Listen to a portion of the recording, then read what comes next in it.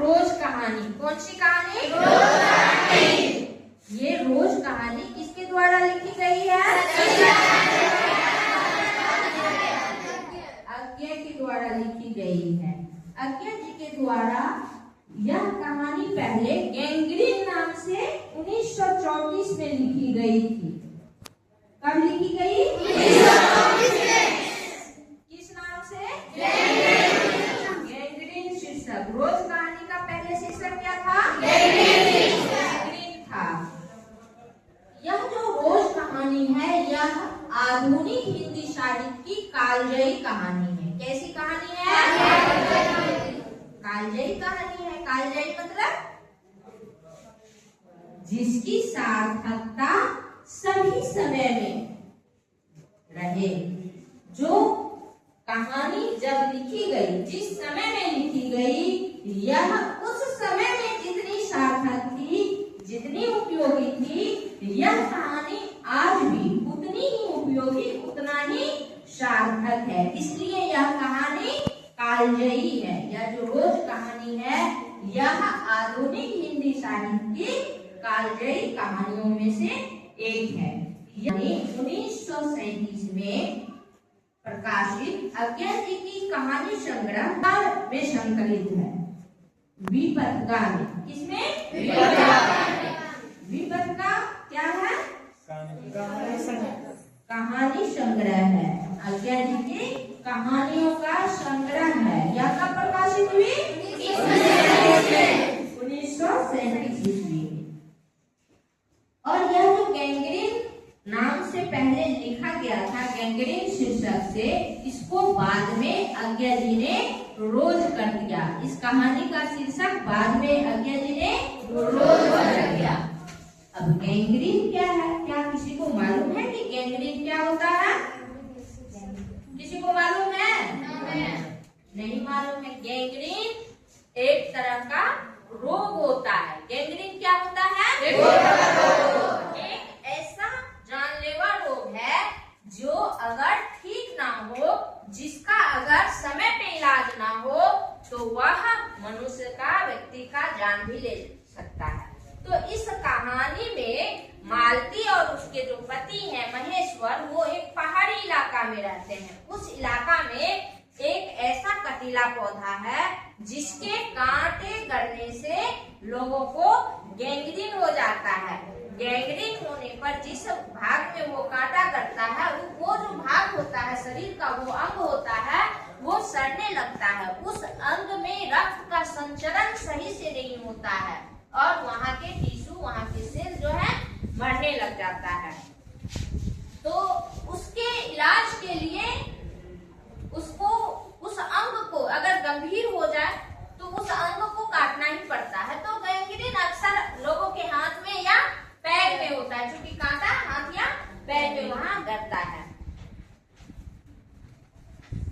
रोज कहानी जो है आत्मपरक शैली में लिखी गई है। किस शैली में? आत्मपरक शैली में लिखी गई है। यानी कि यह उत्तम पुरुष शैली में लिखी गई है। उत्तम पुरुष शैली क्या होता है? बिल्कुल सही, मैं की शैली में। यह जो शैली है इसमें 3 तरीके से लिखा जाता है।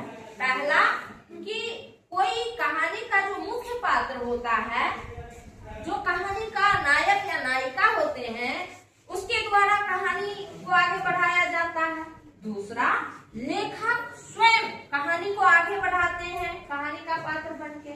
और तीसरा होता है कि कोई तीसरा ही पात्र कहानी को आगे बढ़ाते हैं। तो इस कहानी में कहानी की जो नायिका है वह मालती है। कहानी की नायिका कौन है? मालती है। और जो कहानी को आगे बढ़ाता है वो एक तीसरा ही व्यक्ति है, जो कहानी का नैरेटर है। यह जो नैरेटर है यह मालती के रिश्ते में दूर का भाई है। कौन है? दूर का भाई है और कहानी का नैरेटर है। इस कहानी को जब हम पहली नजर में देखते हैं तो यह कहानी एक साधारण स्त्री की दिनचर्या की कहानी लगती है। क्या लगती है?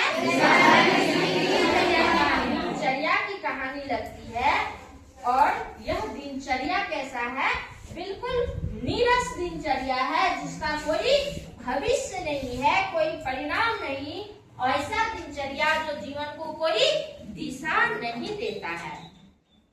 अब कहानी को जब पढ़ेंगे तो देखेंगे कि मालती का काम है खाना बनाना, उसका जो बच्चा है टीटी उसकी देखभाल करना, बर्तन धोना और सो जाना। यही दिनचर्या वो दोहराती है प्रतिदिन। तो इस दोहराव में ऐसा होता है कि यह यंत्रवत हो गया है। जैसे हम कोई मशीन है, मशीन को जो भी मशीन है वह उसी काम को बार बार करता है। जैसे हमारा पंखा भी एक यंत्र है ना? क्या पंखा चारों तरफ घूमकर हवा देने के अलावा कोई दूसरा भी काम करता है? नहीं करता है। तो अगर हमारी दिनचर्या प्रतिदिन एक ही जैसे हो जाए तो यह उबाऊ होने लगता है, मशीन की तरह होने लगता है और इसके दुष्परिणाम भी होता है। तो इस प्रकार यह जो कहानी है, इस कहानी का स्थूलकर एक स्त्री की दिनचर्या का बयान जैसा दिखाई देता है। लेकिन जब कहानी के भावार्थ को समझते हुए हम कहानी को पढ़ते हैं, कहानी के संकेतों को हम रेखांकित करते हुए कहानी को पढ़ते हैं, क्योंकि इस कहानी में संकेतों का बहुत उपयोग किया गया है। संकेत के माध्यम से ही ये कहानी अपने कथ्य को, अपने मूल संवेदना को प्रकट करता है। और इस कहानी की जो मूल संवेदना है वह है मध्यवर्गीय जीवन की एक रास्ता को अत्यंत प्रभावशाली रूप में उनके पूर्ण स्वरूप के साथ प्रस्तुत करना। तो जब हम यह कहानी इन संकेतों को रेखांकित करते हुए पढ़ते हैं, तब यह कहानी मध्यवर्गीय समाज में एकल परिवार की घरेलू स्त्री के जीवन की एक रास्ता और उसकी मनोदशा को चित्रित करने वाली कहानी लगती है। तो अब ये एकल परिवार क्या होता है? बिल्कुल सही, जिसमें माता पिता और बच्चे। एकल परिवार में बुआ, मौसी, ताई, दादा दादी, चाचा, भतीजा, यानी बाकी जो अन्य रिश्तेदार होते हैं वो एकल परिवार में नहीं रहते हैं, है ना? एकल परिवार में केवल माता पिता और उसके बच्चे रहते हैं। तो एकल परिवार के कारण भी यह परिस्थिति बनी है कि जीवन जो है यंत्रवत हो गया है।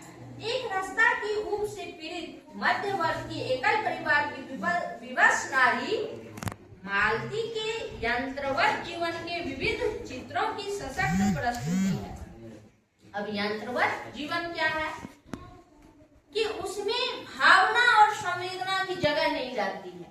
अगर ये पंखा नाच रहा है और यहाँ हम उंगली दे दे तो उसमें पंखा में भी है क्या? पंखा में यह संवेदना है कि वह रुक जाएगी, इस व्यक्ति का उंगली कट जाएगा? नहीं रुकती, उसमें भावना और संवेदना नहीं है। इस कहानी को जब हम पढ़ेंगे तो देखेंगे कि कैसे टीटी जो मालती